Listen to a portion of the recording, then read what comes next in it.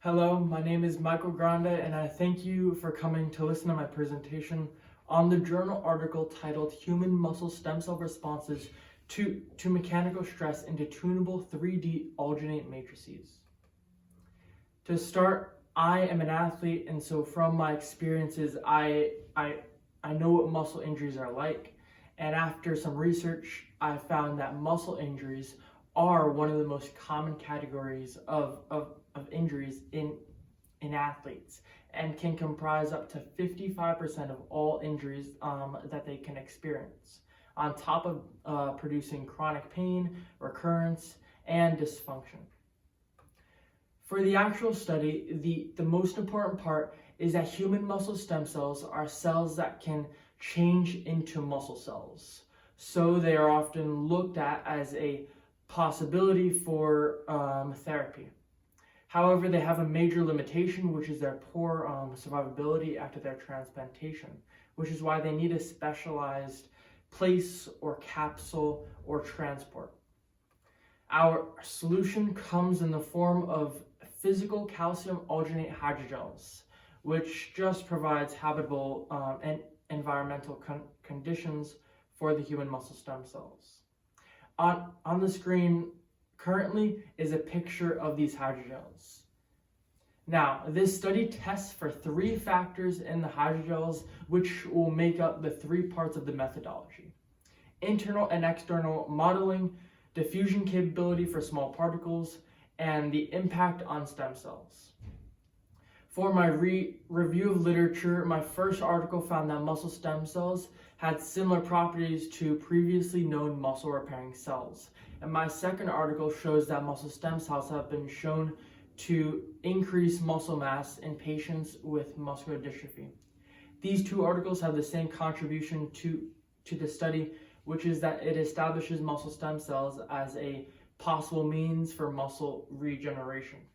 My last article shows that muscle stem cells have suboptimal survivability after their transplantation. And so its contribution to the study is that it establishes the gap in the literature. How do we make muscle stem cells suitable for transplant? The goals of this study is to test internal and external gelation modeling, hydrogels in their efficacy of transport for muscle stem cells. The purpose is to find a more efficient means of muscle regeneration, and a possible hypothesis that I came up with after reading the article is that internal and external gelation modeling hydrogels will diffuse small molecules and minimally alter muscle stem cells. Now, for the methodology, we have 3 steps because the study is testing for 3 factors. Step 1 is to create the hydrogels using internal and external gelation modeling, which is just 2 different ways of making the same thing that haven't been tested before in the same study. Then, after we make them, we will test the mechanical properties of them using the method seen on the screen. For step 2, we're going to evaluate the diffusion properties of these hydrogels by placing them in a chamber filled with a bunch of glowing molecules, such as the ones seen on screen. After 24 hours, the glow will be measured and it will be quantified so that we can see if the particles could or could not diffuse into the hydrogel. Step 3 is to gather human muscle stem cells and place them inside of the hydrogels and then allow them to incubate for a period of 24 hours. After that, they will be extracted and stained with coloring chemicals that will stain the nuclei alive with blue or dead with red, as shown on the screen.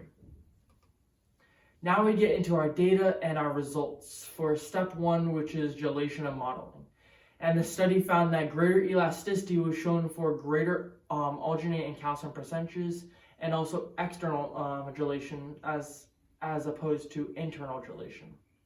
As the screen shows, the blue plane is always higher than the orange plane, that is the external gelation is always higher than the internal gelation, and as calcium percentages increase and alginate percentages increase, so does the elasticity.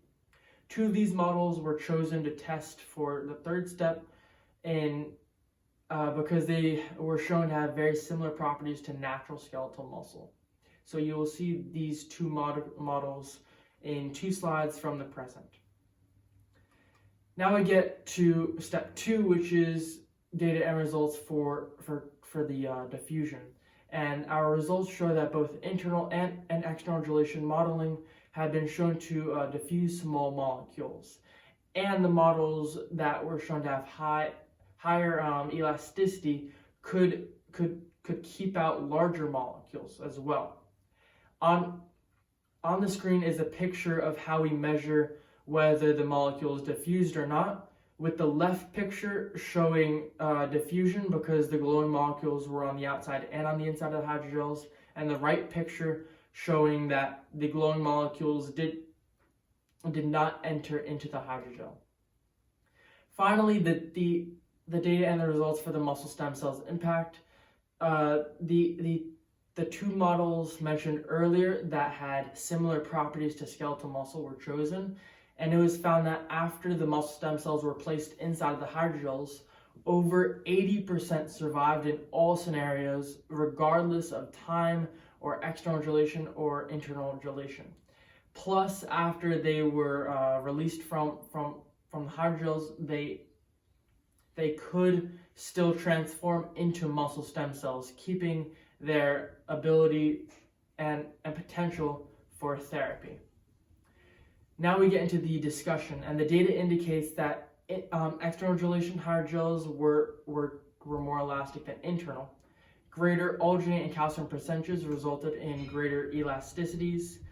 Internal gelation and external gelation could indeed diffuse small molecules, and muscle stem cells showed no change in their differentiation abilities after their time spent in the hydrogels.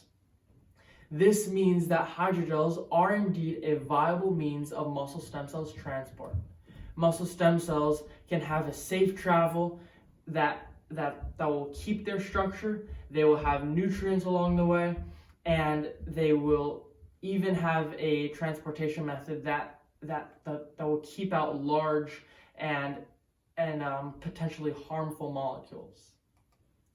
Now for the conclusion, which is also a recap, the study tested physical calcium alginate hydrogel's ability to transport human muscle stem cells. The findings include greater elasticity for external gelation and greater alginate and calcium percentages. Internal and external gelation modeling could indeed diffuse small particles, and muscle stem cells maintain functionality after their encapsulation. Some sources of error may include that there is no in vivo testing, that is, that was only tested in a lab, and there is no control group. Some potential applications are that it establishes hydrogels as a viable means of transport for muscle stem cells, which, if implemented into the medical community, will bolster the overall well-being of athletes and people with muscle injuries.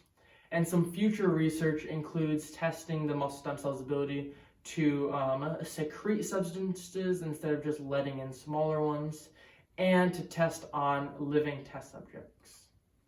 Here are my references. Here are my references for my figures, and I thank you for listening to my presentation.